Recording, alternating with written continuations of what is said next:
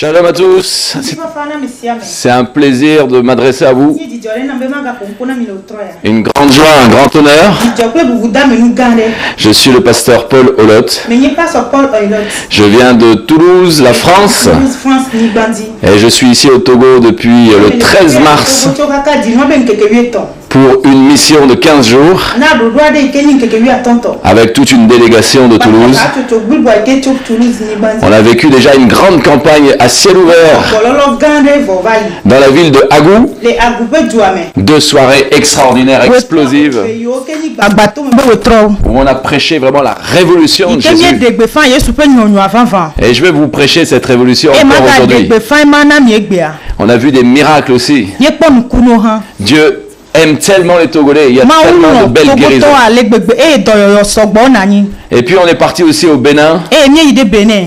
On a travaillé sur Cotonou, sur Porto Novo, Sakété, et on est revenu ici maintenant au Togo pour finir cette mission à Lomé. Et c'est une grande joie pour moi de vous prêcher ce feu qui brûle en moi. Je suis venu avec cette délégation de Toulouse. On a fait tous ces kilomètres parce qu'il y a un feu terrible qui brûle en nous. Parce que nous avons un message et une espérance pour cette nation du Togo, pour cette ville de Lomé. Et nous croyons que c'est important déjà que les églises entendent ce message, que les ministères entendent ce message, mais que toute la population puisse l'entendre. Parce que je crois que l'avenir d'une nation, le développement d'une nation, la bonne santé d'une nation, sur le plan politique, économique, passe par le spirituel, passe par une église qui est une véritable bénédiction pour la nation. D'ailleurs, la mission de l'église, c'est d'amener la transformation de la nation. C'est pour ça que je prêche la révolution. C'est pas une révolution politique. Oh, je ne vais pas faire une manifestation dans la rue. Et je veux saluer les autorités qui peuvent regarder ce direct. Mais c'est une révolution qui commence par l'intérieur. Une transformation des cœurs et qui transforme ensuite la nation. Dieu a fait 2 promesses. 2 promesses dans sa parole, au travers de la bouche de vrais prophètes. Prophète Ésaïe, prophète Jérémie. Il a dit: je vous enverrai des bergers selon mon cœur, et je vous donnerai un cœur nouveau. Et ces 2 promesses sont le socle même de la révélation de Christ. Cette révolution que l'on porte aujourd'hui, 2000 ans après.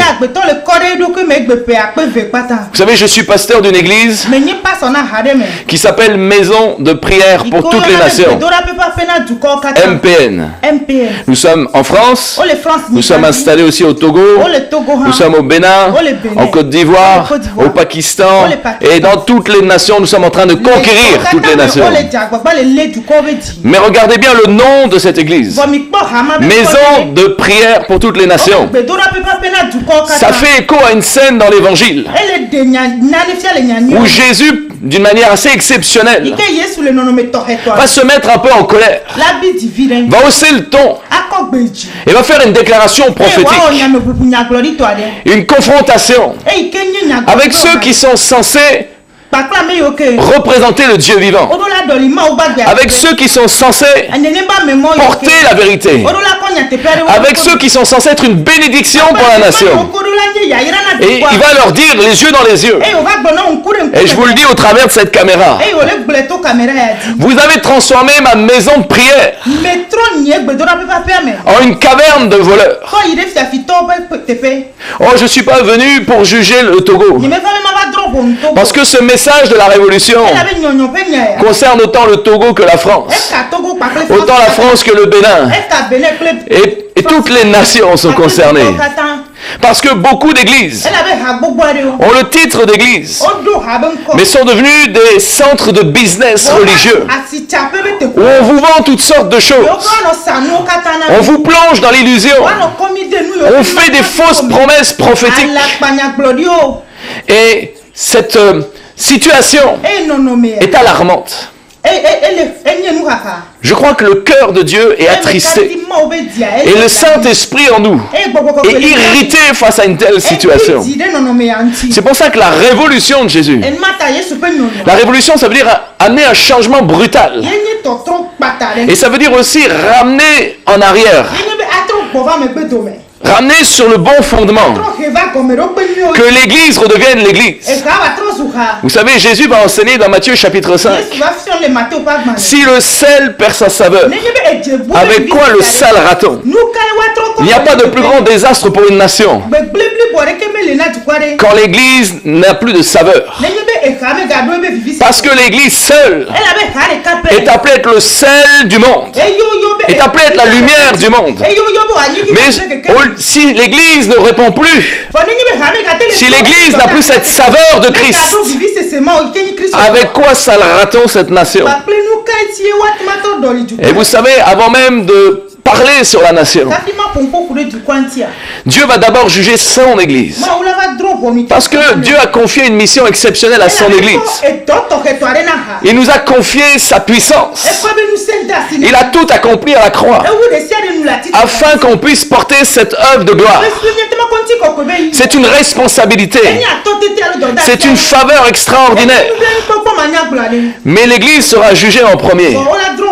Et depuis le 13 mars, depuis qu'on est sur ce terrain ici, nous prêchons cette révolution. Église, arrête d'être une caverne de voleurs. Arrête de vendre toutes sortes de choses. Pasteur, prophète, apôtre, vous êtes appelés à être des bergers selon le cœur du Père. Vous êtes appelés à être l'empreinte du Père. Vous êtes appelés à manifester l'amour du Père. Parce qu'il y a tellement d'orphelins dans cette nation. Il y a tellement d'orphelins qui cherchent des pères. Il y a tellement d'hommes et de femmes qui ont besoin de l'amour de Dieu. Et au lieu d'amener cet amour de Dieu, combien d'entre vous, vous servez Dieu? Vous travaillez pour l'évangile, au nom de l'évangile, mais pour nourrir votre ventre. Je vais vous donner une parole. Écoute bien cette parole qui vient de l'apôtre Paul, que tu vas trouver dans 2 Corinthiens chapitre 11, au verset 20. L'apôtre Paul va corriger à l'époque, dès les commencements de l'Église. Il va corriger tous ces apôtres, tous ces prophètes, ces pasteurs qui n'ont pas le cœur pour l'évangile et qui font une œuvre pour leur propre gloire. Et il va leur dire, il va parler au peuple qui se laisse dépouiller par ces ministères. Il va dire au peuple, l'Église, écoute-moi. Il va leur dire, vous supportez qu'on fasse de vous des esclaves, qu'on vous exploite, qu'on vous dépouille, qu'on vous traite avec arrogance. Et l'apôtre Paul va dire, j'ai honte de le dire. Mais nous avons montré de la faiblesse face à cette situation. L'apôtre Paul, qui était porteur de la révolution de Jésus, a réalisé à un moment donné dans son ministère que son rôle de berger, que son rôle d'apôtre, par amour pour les âmes, était de protéger les brebis contre tous ces voleurs, contre tous ceux qui ont des mauvaises motivations, contre tous ceux qui confondent l'évangile avec le business. Et il va reconnaître humblement, malgré tous les miracles qu'il a fait, malgré toutes les campagnes d'évangélisation qu'il a fait, il va dire, oh, j'ai honte. On a été trop faible face à tous ces imposteurs. Mais la révolution de Jésus revient aujourd'hui. Elle a été portée tout au long de l'histoire de l'Église. Depuis 2000 ans, il y a toujours eu des porteurs de cette révolution. Et aujourd'hui, la vision MPN fait partie de ceux qui vont porter cette révolution, afin de confronter tous ceux qui font du tort à l'évangile, tous ceux qui font de l'Église un business, alors que l'Église et l'ambassade du ciel sur la terre, afin de répandre la grâce de Dieu. Et cette grâce est gratuite. Jésus a tout accompli. Il a payé le prix à la croix, afin que tous ceux qui souffrent, puissent retrouver réconfort, salut, bénédiction, gratuitement. La bénédiction ne s'achète pas. Dieu ne se vend pas. Le salut ne s'achète pas. Le pardon des péchés ne s'achète pas. La guérison ne s'achète pas. Gardez vos pratiques diaboliques. Arrêtez de vendre vos manteaux d'onction, vos écharpes d'onction. L'onction est gratuite. Elle vient du Père. Elle nous est offerte par le Saint-Esprit. Tu l'as reçue gratuitement. Donne-la gratuitement, afin que cette nation soit impactée, touchée par la puissance du Saint-Esprit. Arrête de t'accaparer le don puissant de Dieu. Oh, il y a eu quelqu'un dans la Bible qui a voulu acheter le Saint-Esprit. Il a voulu faire du business avec les apôtres. Il a vu que les apôtres manifestaient l'onction. Il y avait des guérisons incroyables. Que quand ils imposaient les mains, il y avait une transformation. Ah oui, vous connaissez cette histoire. Simon le magicien. Et il a essayé d'aller voir les apôtres. Et puis il leur a dit, mais dites-moi votre prix que je veux acheter, afin moi aussi de répandre le Saint-Esprit. Foutaise, c'était pas pour répandre le Saint-Esprit, c'était pour s'enrichir au travers du Saint-Esprit. Mais quelle a été la réponse des apôtres? Oh, à cette époque-là, les ministères n'étaient pas corrompus.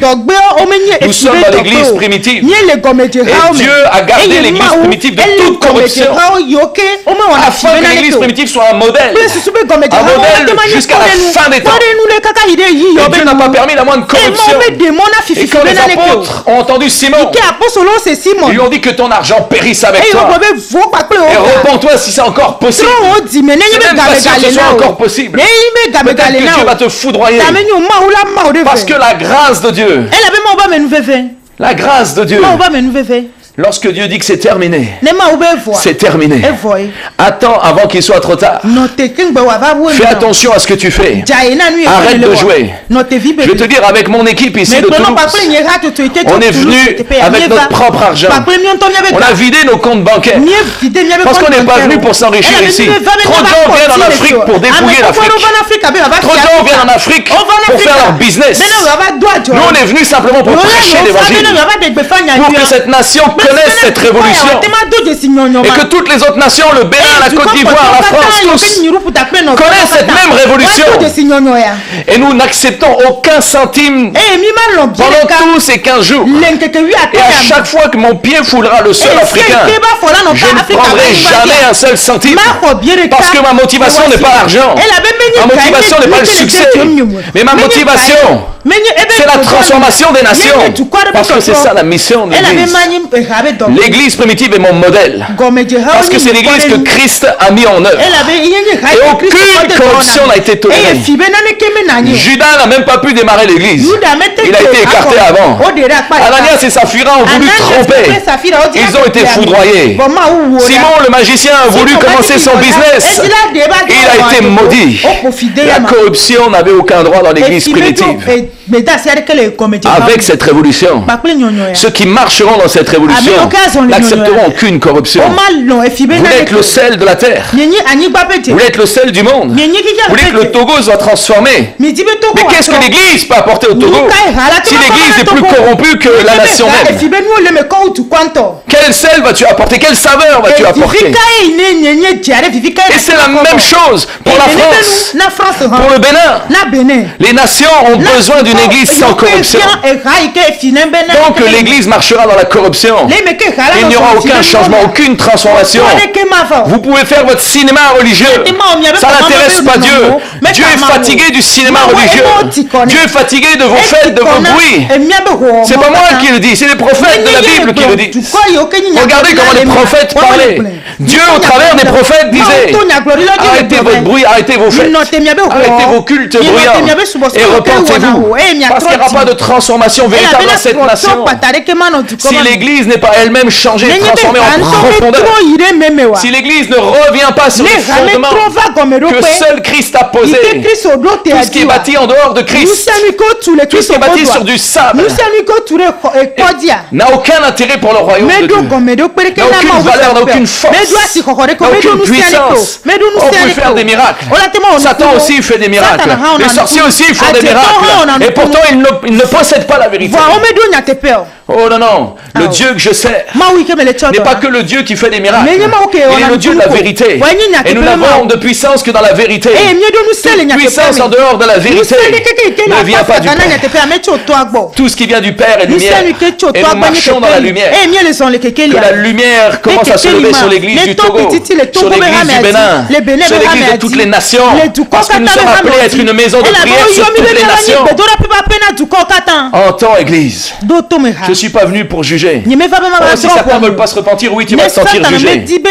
Si certains ne veulent pas changer, oui, tu vas te sentir condamné. Mais ce n'est pas moi qui te condamne. C'est la parole qui te condamne. C'est la vérité qui te confronte. Oui, tu es peut-être dérangé dans ton business. Mais moi, j'ai l'amour pour les âmes. Parce que Christ vit en moi.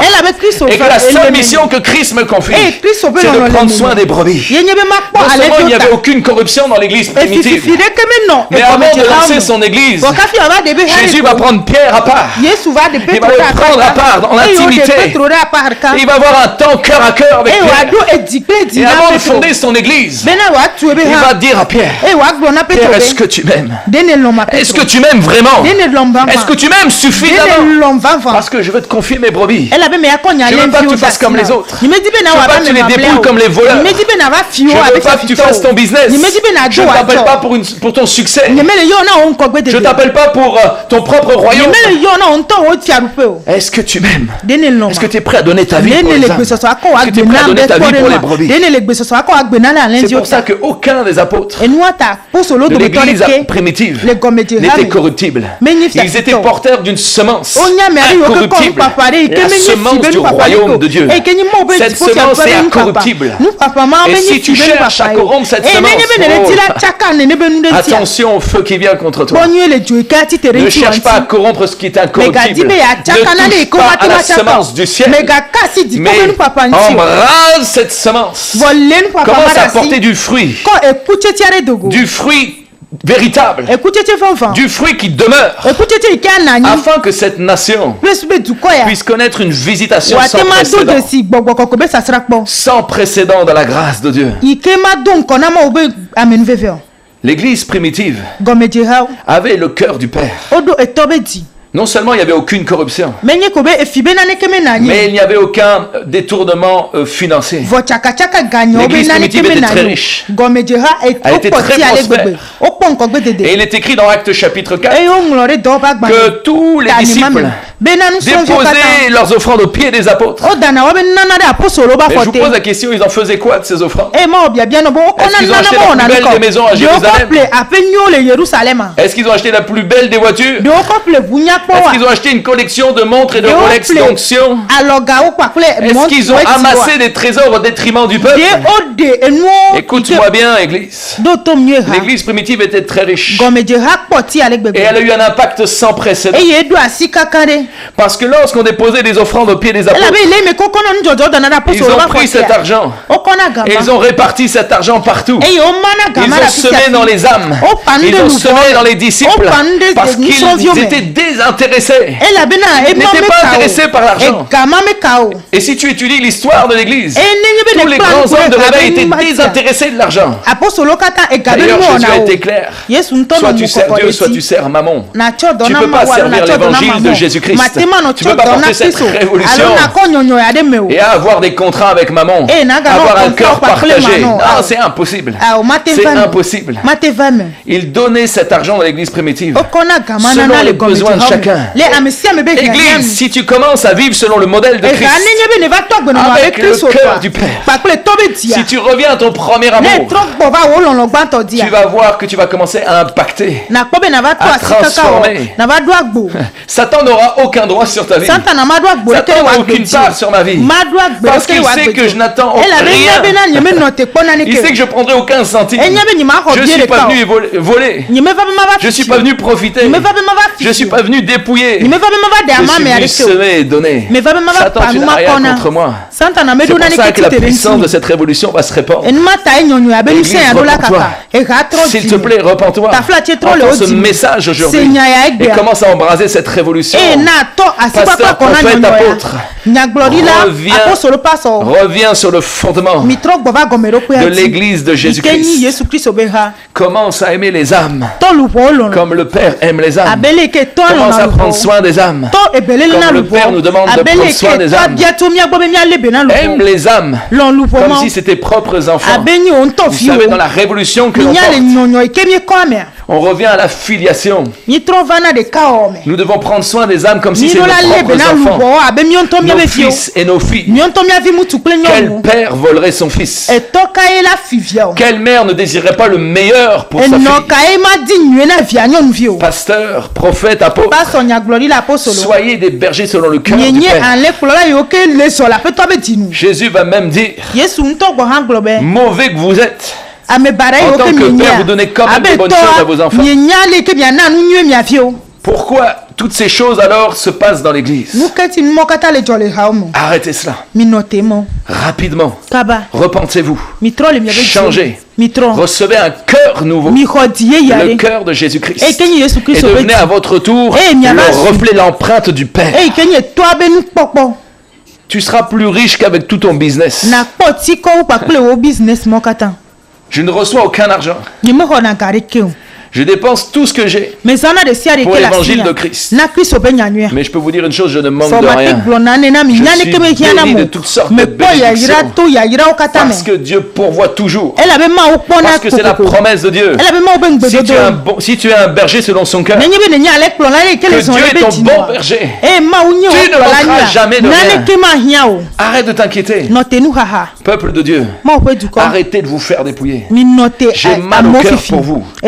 La révolution consiste à vous édifier. Vous savez, les ministères, leur rôle c'est d'édifier l'église, de vous faire grandir. C'est pour ça que l'apôtre Paul même était en colère quand il avait vu le désordre de l'église de Corinthe. Il avait dit au peuple, mais vous êtes encore au petit lait. Vous devez supporter la nourriture solide. Mon rôle en tant que ministère, c'est de te faire grandir. C'est pas d'avoir une mainmise sur toi. C'est pas de te contrôler. C'est pas de te limiter. C'est pas d'imposer ma propre autorité sur ta vie. Celui qui a le Fils est libéré. La vraie liberté.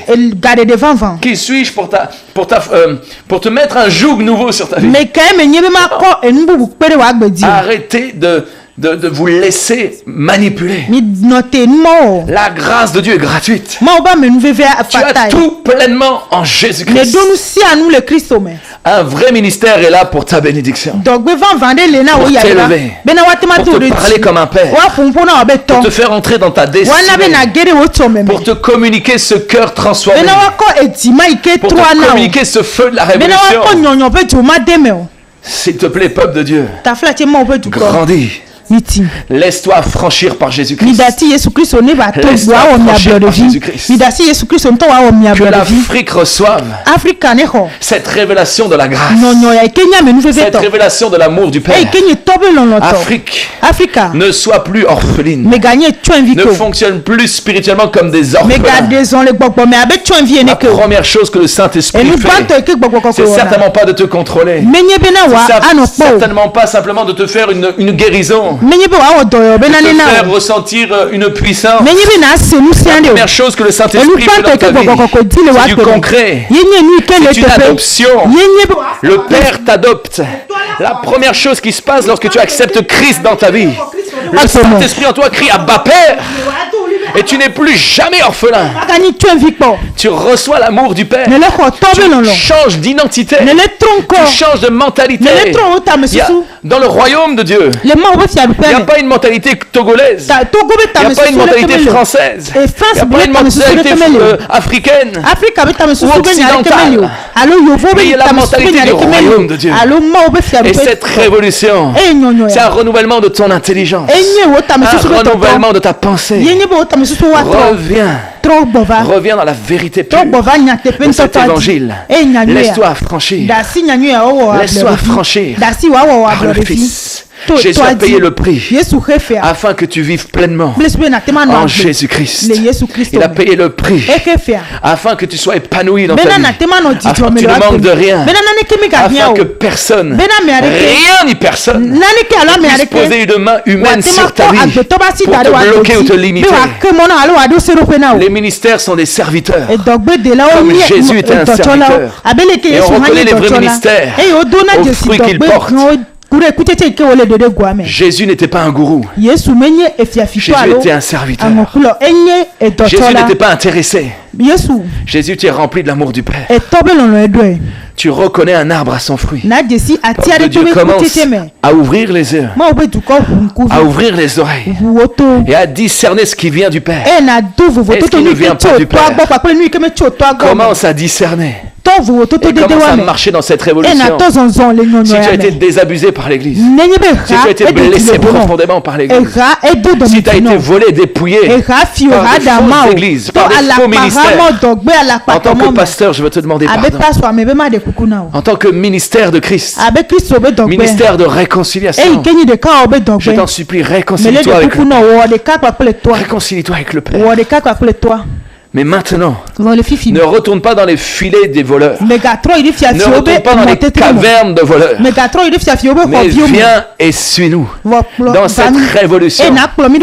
Marche dans cette révolution. Nous ne sommes pas venus de passage. Mais nous sommes venus pour aider l'église du Togo, l'église du Bénin, l'église de toutes les nations en Afrique. De la même manière qu'on le fait en France, en Occident. Aussi même dans des pays aussi étonnants que le Pakistan. Nous sommes venus pour implanter cette révolution dans le cœur de tous ceux qui veulent cette révolution, dans le cœur de tous ceux qui ont faim et soif de cette vérité. Nous sommes venus pour implanter une œuvre qui va durer. Nous sommes venus pour lever des fils et des filles dans cette nation qui vont vivre véritablement dans cette révélation du Père. S'il te plaît, viens pleinement à Jésus-Christ. Laisse-toi restaurer, guérir pleinement. Reviens sur le fondement de Christ. Ta foi est fondée non pas sur ces cavernes bizarres de voleurs, sur ces faux ministères qui ont de mauvaises intentions, mais ta foi est fondée sur le fondement des véritables apôtres. Les apôtres de Christ, où il n'y avait dans l'Église aucune corruption et il n'y avait aucun indigent. Ça, c'est le modèle de Christ. L'église de Jésus-Christ est une église qui vit la réalité du ciel sur la terre. Le désir, le rêve du Père. C'est pas que certains soi-disant hommes de Dieu deviennent toujours plus riches et étalent leur richesse pour qu'il y ait encore plus de convoitise. La Bible condamne la convoitise. Et Dieu n'est pas dans ce désir que certains soient immensément riches avec des églises où il y a de l'indigence, où il y a de pauvreté. C'est terminé. Cette ère est révolue. Dieu va commencer à juger. Dieu va commencer à parler clairement. Et tous ceux qui désirent faire selon le modèle de Christ vont commencer à recueillir ces offrandes. Non pas pour ramasser des trésors pour eux-mêmes, mais pour semer en vue du réveil. Pour semer afin que la prospérité gagne les cœurs. La prospérité n'est pas que pour quelques-uns. La prospérité se vit dans le partage de tous. L'église primitive était prospère parce qu'elle partageait avec tous. Et l'église du Togo, quelque chose de nouveau vient dans ta nation. Entends cette révolution. Entends cette révolution et rejoins-nous dans cette révolution. Je veux te laisser laisser, je veux prier pour terminer ce temps. Et je veux te laisser juste peut-être un contact, si je peux me permettre de le faire. Peut-être qu'il s'affiche aussi sur votre écran. Et je vais te donner ce numéro. C'est le numéro d'un fils spirituel ici au Togo. Le prophète Charles Necher qui est ici à Lomé. Écoute, si ce message t'a parlé, si ton cœur est convaincu que ça vient de Dieu, si tu sens que Dieu t'appelle dans cette révolution, appelle ce numéro. Écris sur WhatsApp. 93 34 31 73. Et j'aimerais juste prier pour terminer ce temps. Père, au nom de Jésus, je prie pour la nation de Togo, parce que tu aimes cette nation. Et je sais que quelque chose de puissant, quelque chose de nouveau vient sur ce pays. Parce que je sais qu'il y a ici dans cette nation des hommes et des femmes qui aspirent à ce changement, qui ne veulent plus être des orphelins, qui en ont marre de marcher dans ces combines, dans cette corruption, qui veulent vivre cette pleine liberté. Jésus-Christ. Père, touche ces hommes et ces femmes maintenant. Rassemble-les afin que cette nation soit impactée et transformée avec des véritables bergers. Les femmes selon ton cœur. Des hommes et des femmes qui s'enrichissent, qui épousent les âmes, et sont ardents désir, les filles du Dieu vivant. C'est à l'amour que nous aurons les uns pour les autres. Que ce monde verra que nous sommes les disciples de Jésus-Christ. Sois béni, Togo. Sois béni, toi qui m'écoutes. En cette révolution, l'Église est de joie, de paix, de bénédiction. Et je proclame le meilleur pour cette nation. Cette nation va connaître un à tout niveau. Église, lève-toi et montre-le. Montre l'exemple. Sois ce modèle sans corruption. Cette épouse parfaite qui va changer cette nation. Sois le sel, la lumière de cette nation. Amen. Soyez bénis. Amen. Et à demain pour une nouvelle prédication sur cette révolution. Viens demain, connecte-toi. Ne manque pas ce rendez-vous. Et si tu es sur Lomé, viens ce soir. À la MPN Lomé. Appelle le numéro. Viens ce soir. Et commence. Si tu ne peux pas ce soir, viens demain soir. Et sois impacté. Si tu ne peux pas demain soir, viens dimanche matin. Et sois impacté. Au nom de Jésus. Sois béni. Amen.